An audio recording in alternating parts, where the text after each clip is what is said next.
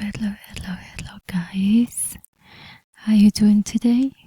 I hope you all doing well. Thank you for watching my videos, whoever it is. Thank you. I hope you like them.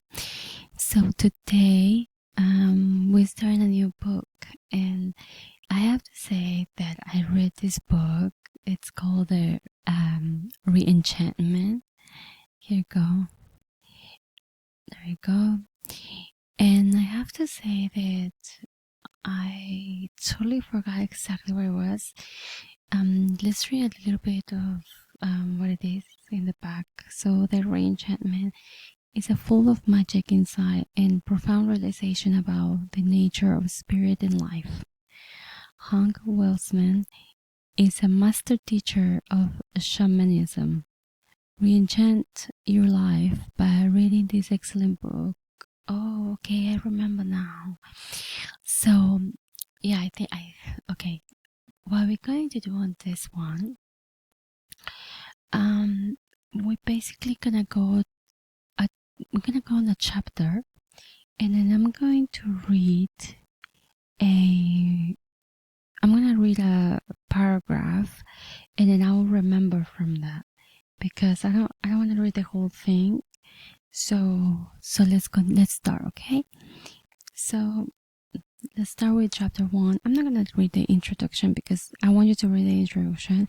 It's basically about how he got there. So I do remember that, but I want you to read it. So I have now been walking on the magical mystery road of life for 75 years.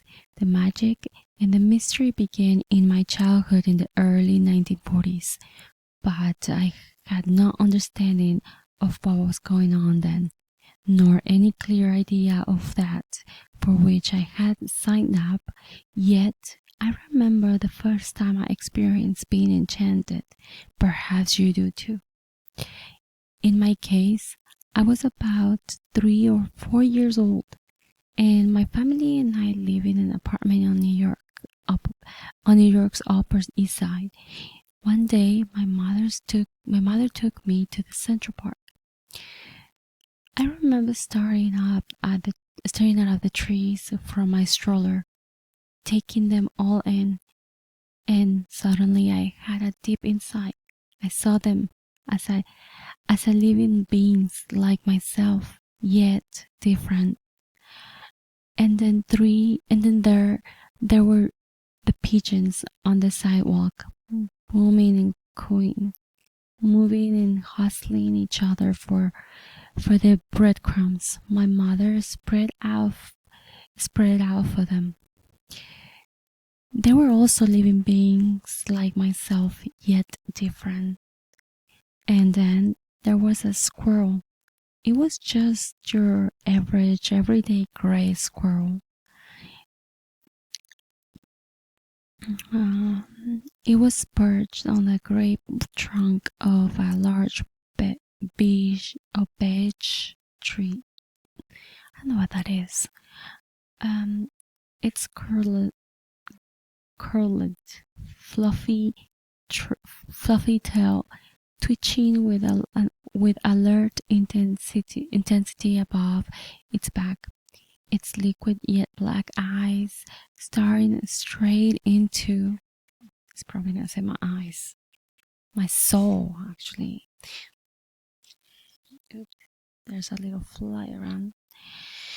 My mother gave me a peanut.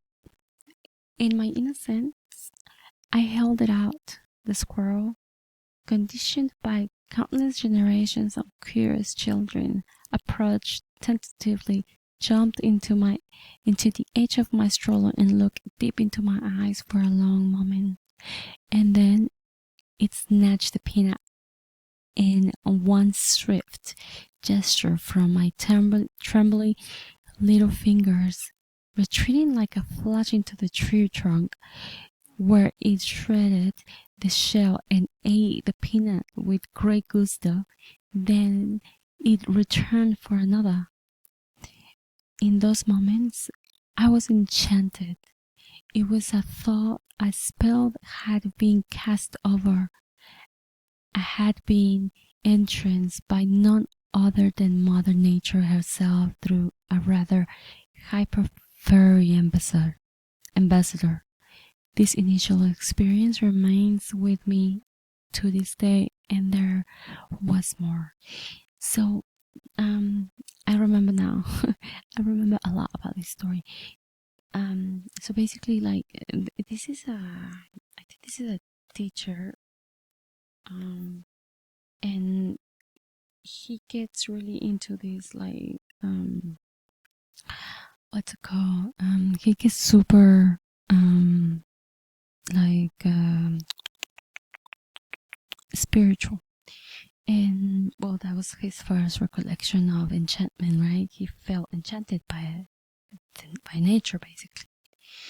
So I'm gonna jump in to another story. So, encounters with mystery. In the early 1970s, I was living for months at a time in a tented safari camp out in the fossil beds of the lower Omo Valley in southern Ethiopia. And I remember having a spontaneous, unsolved, dreamlike experience that were definitely odd. They often happen at night, but they also occur during the day when I was fully awake. They were so extraordinarily real that that got my attention. I was as tough as I was watching films, but I was aware that I was watching them. Through this direct and immediate experience, I was inevitably drawn into the mystery. There was one episode that contributed greatly to what I now perceive as my re-enchantment in my early 30s. I was involved in excavating a paleontological fossil-bearing site that had been dated by geochronology, potassium argon dating, at about 3 million years or a little older, a site that had revealed the fossilized remains of early hominids.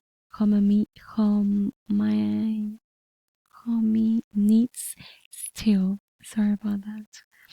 In the process of becoming human, there were also fossils of various, maybe various animals. Various other animals that were their contemporaries, ancestors from giraffes, gazelles, buffaloes, baboons, fish, turtles, hippos, crocodiles, and the assorted carnivores that prey upon them. I was working with a small team on Africa tribal men. Two of them were Wakamba tribesmen from Kenya named Mutkoka and Kaumbulu. The other, a member of the local Shamanic tribe, was named Lokiriakwanka, but everyone called him Atiko. I have been told that Atiko was a shaman. In fact, he was rumored to be a crocodile whisperer in that he could communicate with the immense crocodiles that inhabited the Omo River at that time. It was said he could even swim across the river, immune to the enormous reptilian predators that resided there. Okay, so okay, we're gonna continue. I'm not gonna say much. Like, I'm gonna finish this page. I didn't speak a word to Akiko's language, nor did he of mine, but friendship has a language of its own, and with repeated and ongoing contact over several seasons, we became very close.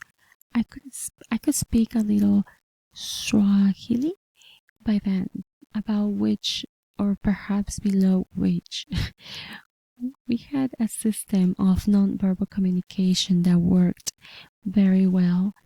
He always knew exactly what to do without my telling him. And in reverse, I came to suspect that he had a profound influence on me, although I was largely unaware of this at the time. One blazing hot day around noon in mid-August, we were excavating fossil beds near the Great Silt laden Omo River, which drains the Ethiopian highlands to the north and flows into the lake Turkana in Kenya to the south. The eroded desert landscape under the vast pale sky was surreal. The ground was shimmering with heat, and we were preparing to go back to camp for lunch. I have been aware for several days, usually at odd moments, of a curious feeling that would come over me, the sense that I was being watched by something. We were out in the remote, whispering lands of the Eastern Africa, where there are lions and leopards, hyenas and capefulos, all of whom are dangerous. So this is awareness that I wasn't being watched was concerned. So this awareness that I was being watched was concerning. Well, yeah, imagine like you're in the middle of the jungle and you obviously gonna be watched. So I'm gonna jump in a few lines to see if we get to a point, because I'm still remembering, okay, but I don't want to mislead you in the story. So remember, he met the shaman and he met these other guys, right, that he was working with. So I tell you what, I'm going to stop in here and you tell me if you think it's good, if you think that you want to continue listening to it. If you want to continue with the story, you need to tell me. And if not, I can just read it very quick and tell you basically about what it is, okay? Like I said, I'm not gonna read the whole book, but we're gonna read enough to remember, so I can remember and I can tell you, oh yeah, and this and this and this happened. So yeah, hold on, just I need a little paper to put in my book so I can remember where we end up. So you need to tell me if you really like it, because we can continue like this, or I can read it again. I can just go back and just kind of remember what it was. I kind of remember, but I don't want to mislead you, like I said, because I remember this book being really good for me. So yeah, like so far it's good, and I really want you to read it.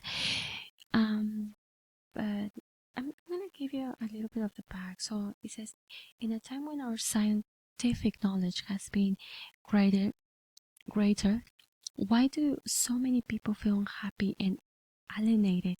As Dr. Hank Wesselman explained, our search for objective information has come to at the cost of a deeper intuitive rapport with nature and our spiritual selves. What we need now is a re-enchantment, a way to renew our relationship with nature, reawaken to a spiritual reality and reclaim the sense of connection and hope that gives meaning to our lives. The Re-Enchantment offers a compelling blueprint from the emerging transformation of spirituality, a modern upgrade of the path of the shaman that reconnects us to our inner source of intuition, power, and healing, including challenging the cultural methods, while a new story is arising about who we are and where we fit in the greater whole. So I'm gonna stop there, and I hope you like it. I hope you have a good day, good night, good evening. Ciao.